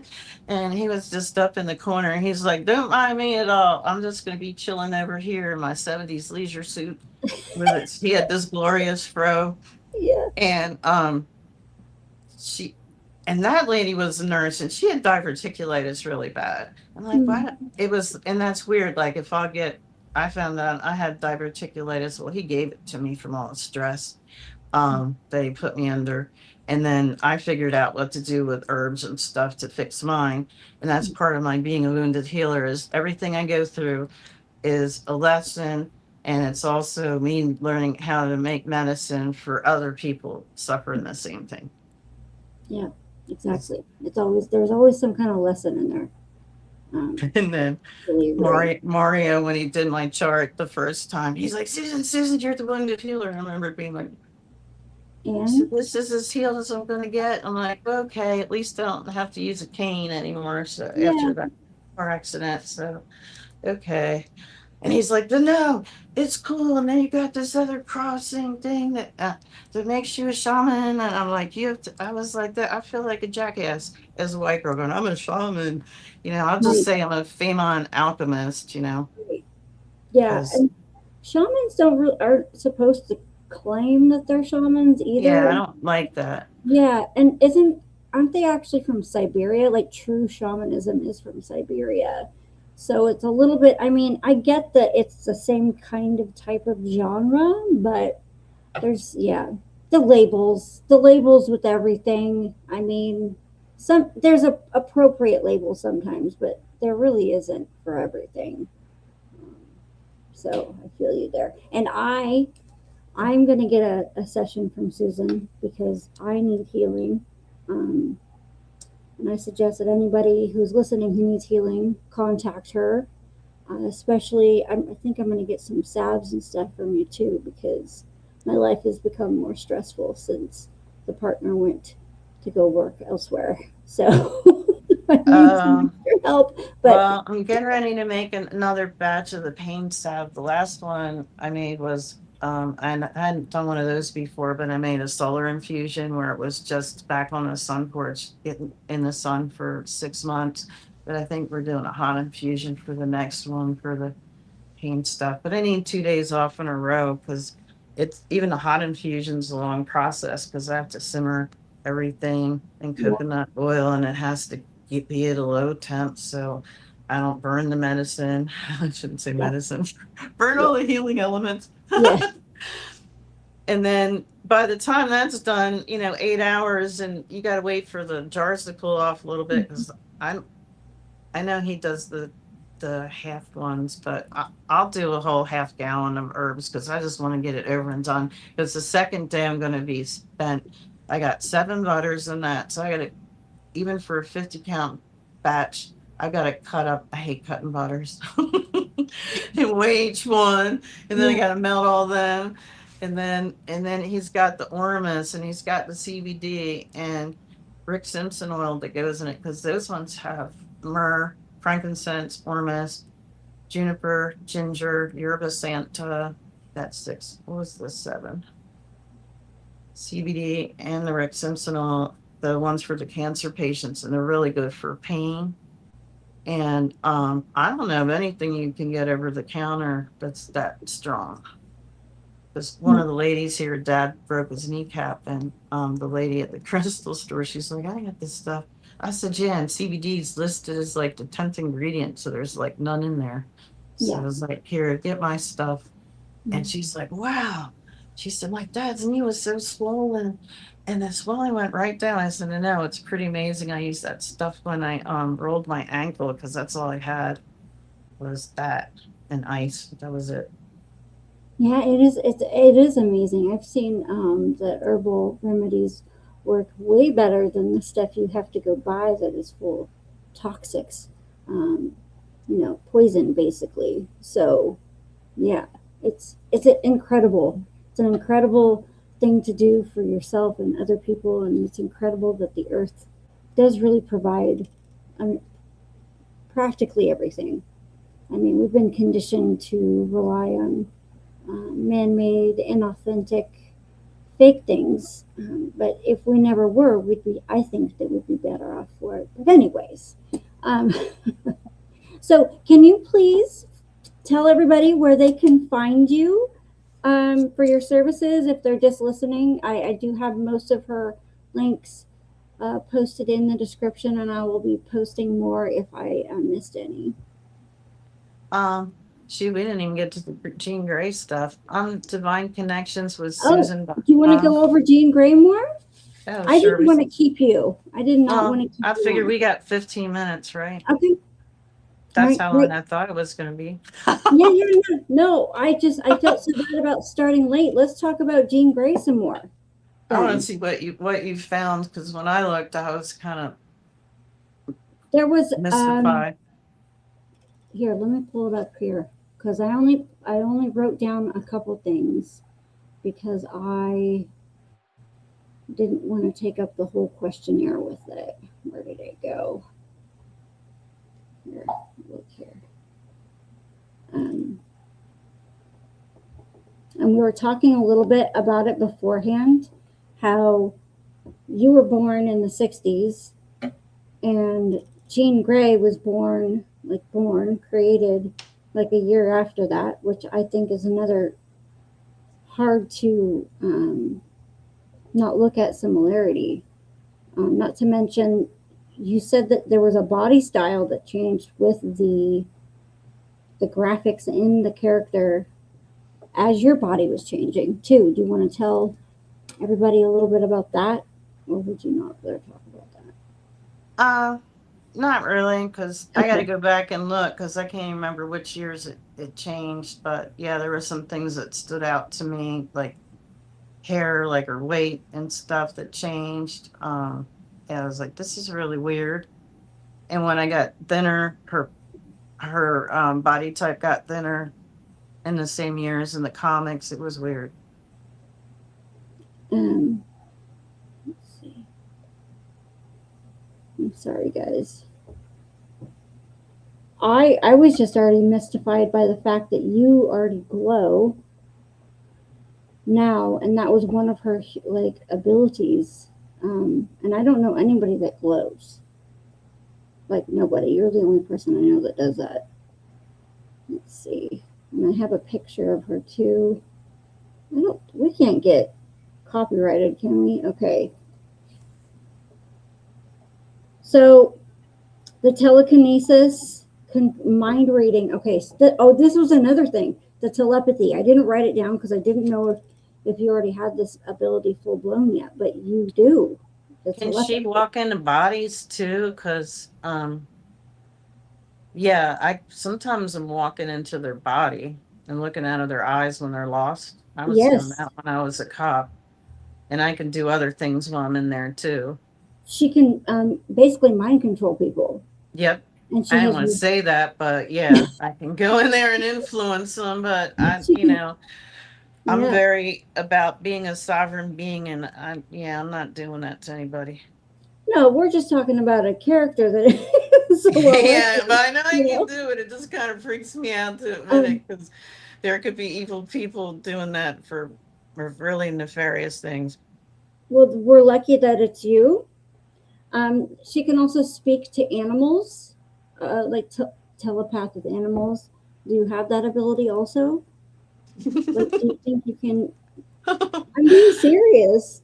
Oh, I'm just laughing at myself because I would have thought, oh, Susan just being silly, they would think. But yeah, I was trying to telepath my cat, and I'm like, I'm coming home. I'm driving home from the airport. Oh, I'll be there. And he usually when I come home from a trip, because I don't usually leave for a whole week because I don't like leaving him by himself for that long because he gets lonely. And when I opened up the door, he's just sitting there waiting for me, and usually gets the attitude where I'll come in and he'll come sauntering in from upstairs, and then he'll look and he's like, "Oh, it's you," and he'll just turn around and walk away with an attitude because he's mad at me. But then when I go to sit down or lay down, he's all cuddled up on me. But oh, yeah, he was waiting for me this time. So yeah.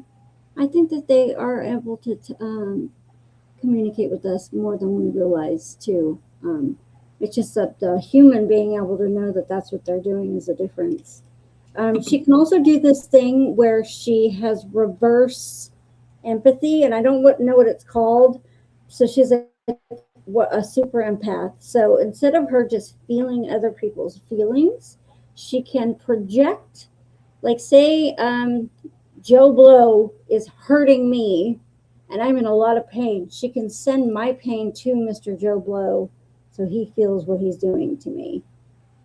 Have you ever experienced anything like that or have any memories of that? yeah, in fact, I found somebody to do achiatsu to me, and he's he said he won't work on me again because he can feel my pain.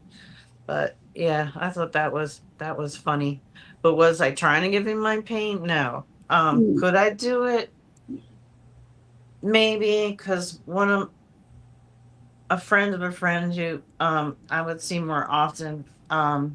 I remember my friend, she has dystonia, and if you don't know what it is, they kind of like their muscles kind of seize up and will twist on them, and it kind of looks like they're having a seizure, and it's the most painful freaking thing. And mm, they were treating her like she was a hypochondriac. And well, I realized that when I got there because I was like, "Hey, Stephanie, I'll go with you to get, because I like your friends because I knew her through stuff." And I was like, "I'll go up and I'll just give her free healing while we're visiting." And she was like, "Cool." So I went to put my hands on her head, and she started seizing up, having a dystonia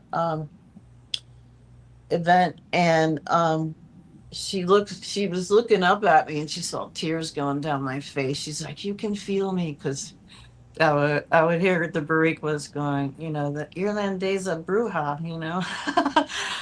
So, at least when they call me the Irish witch, that it's a compliment.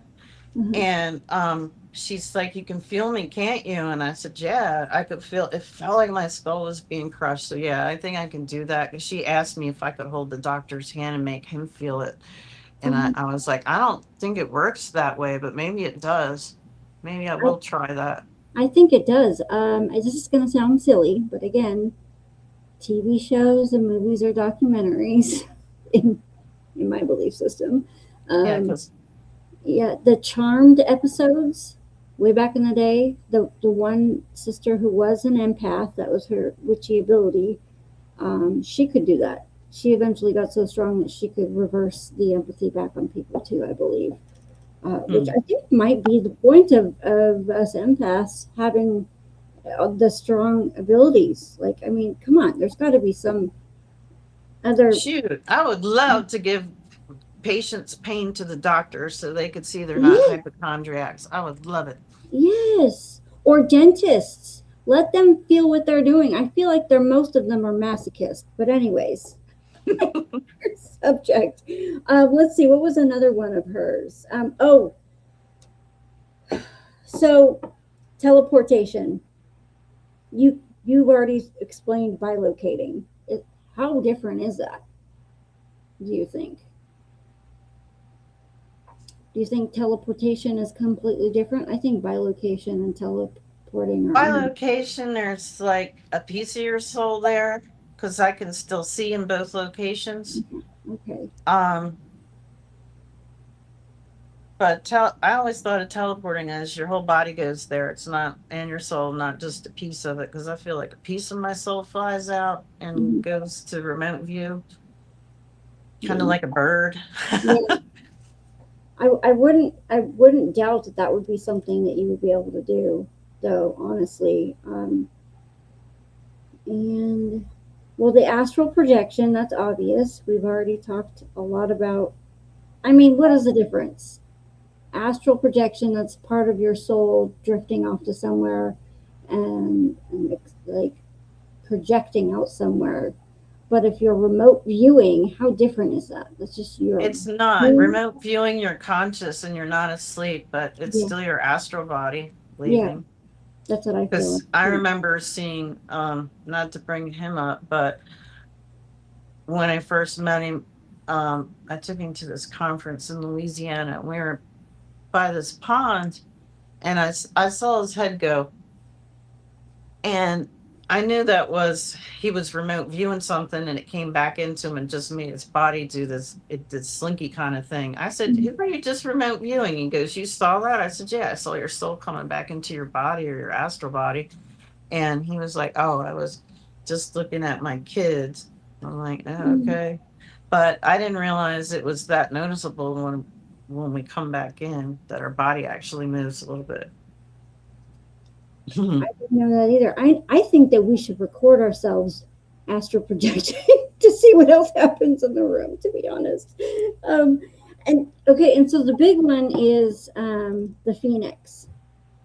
Now I'm going to take this in a more of a not a literal, because I haven't actually seen you turn into one, but I'm pretty positive this is what you can do or have done, especially since one of the things before this subject even came up, you were talking to me once about how one of your abilities is to like throw plasma basically from your hands, right?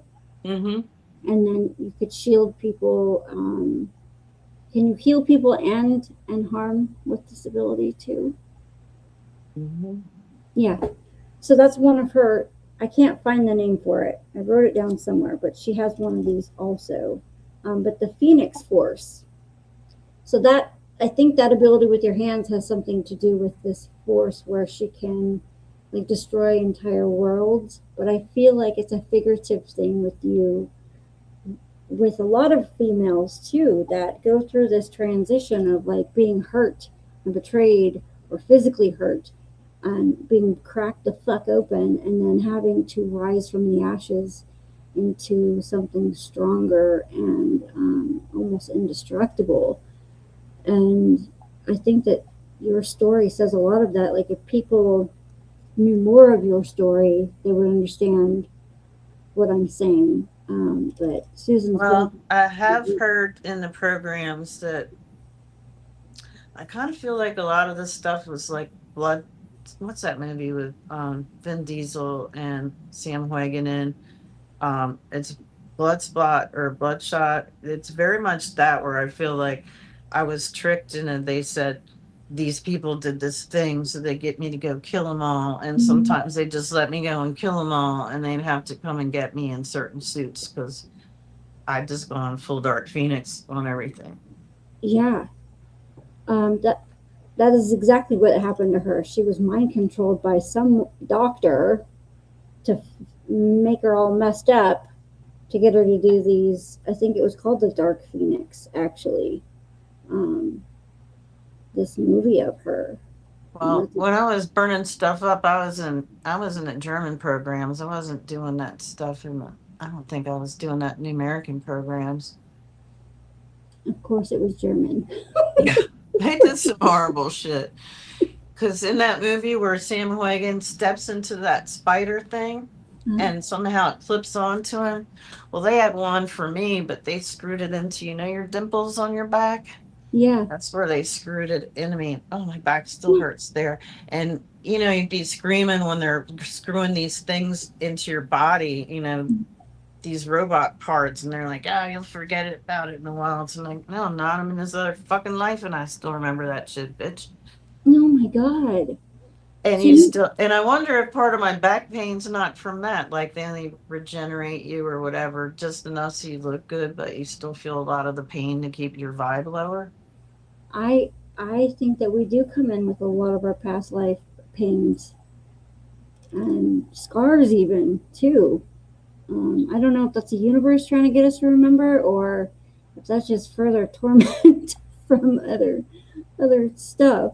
But yeah, I don't know. I would have a very hard time believing that anybody else is being compared to or written about with this character.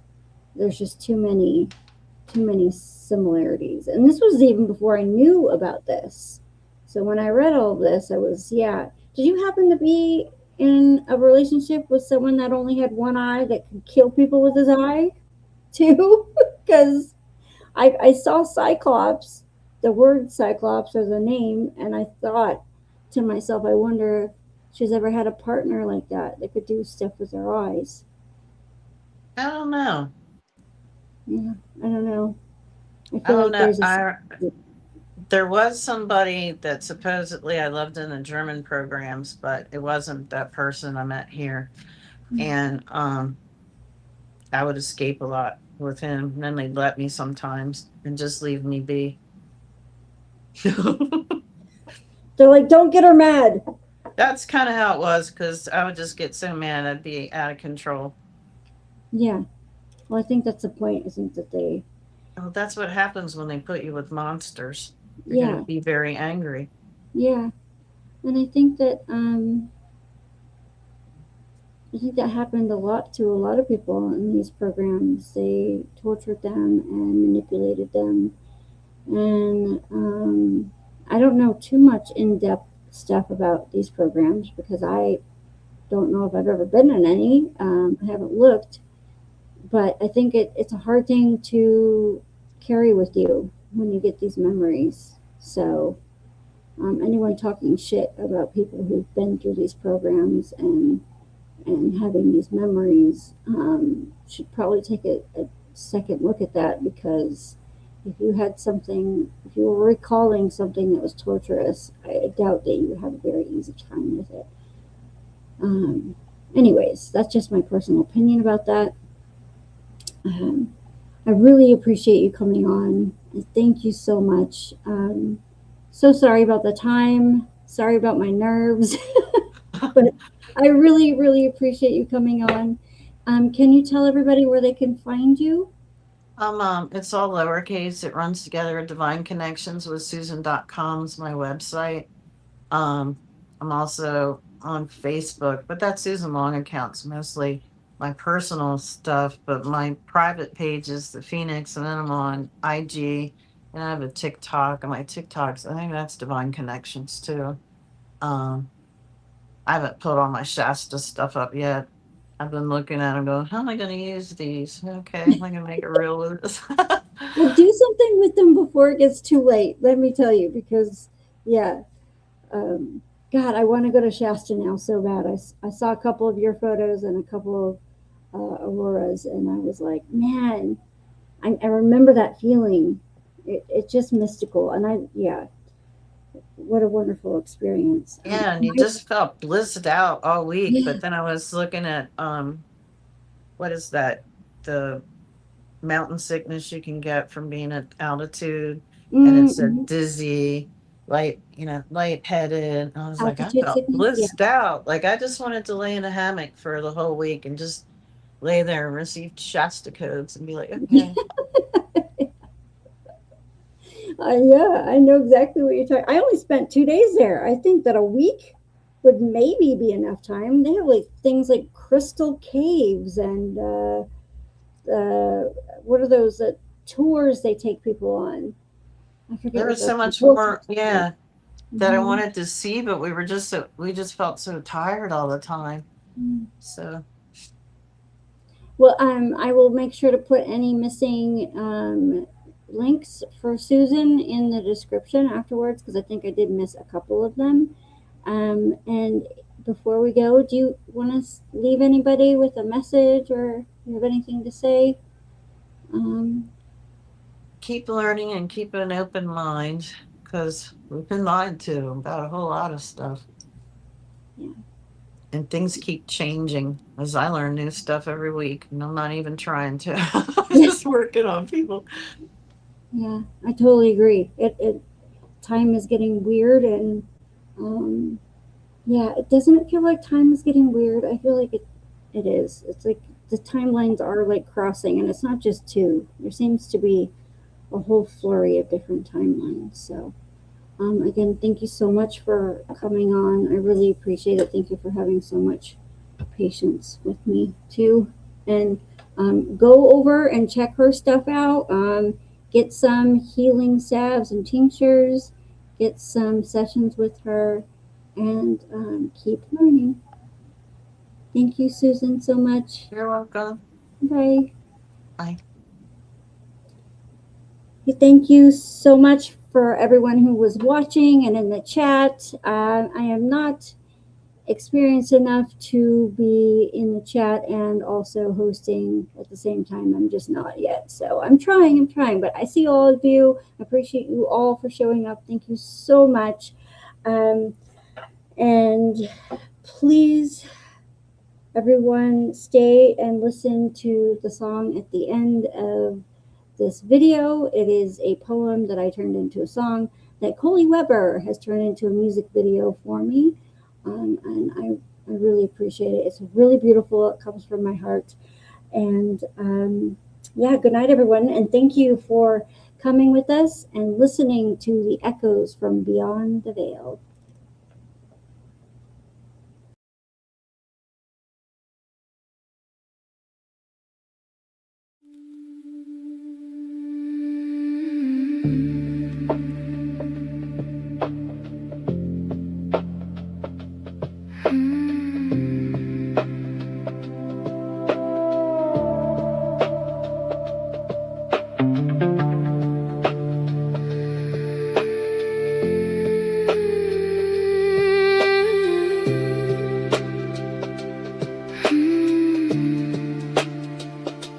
When you first came to me, it was more like a fleeting feeling, a flush of emotions, something elusive and confusing, like shadows in the night. Next was bursts of colors and photos of the mind. The messages came more focused, only unclear as to why. No notice of arrival, no way to define. Some came in as protection, clearly more personal, a warning of danger or a cheat code to the game. Thank you, universe, I can finally decipher the sight. Others more frustrating enough to go insane. How could I know it was this significant day? No meaning behind the helicopter searching for remains, or the mountaintops set ablaze. Just clear visions of disaster that let me zero control. Who would even believe me? One significant soul.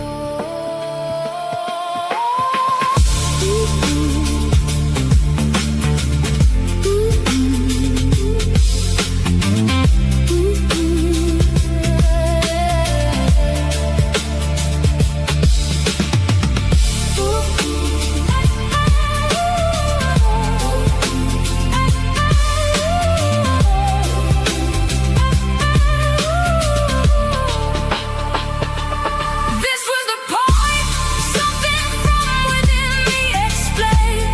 These were meant to show you for the future to come. The expanse of your mind, no superhero warning signs, just slowly opening the portals of thine own mind. The wisdom of the cosmos has no end, so take it slowly now. Breathe the information in as though it was blown in from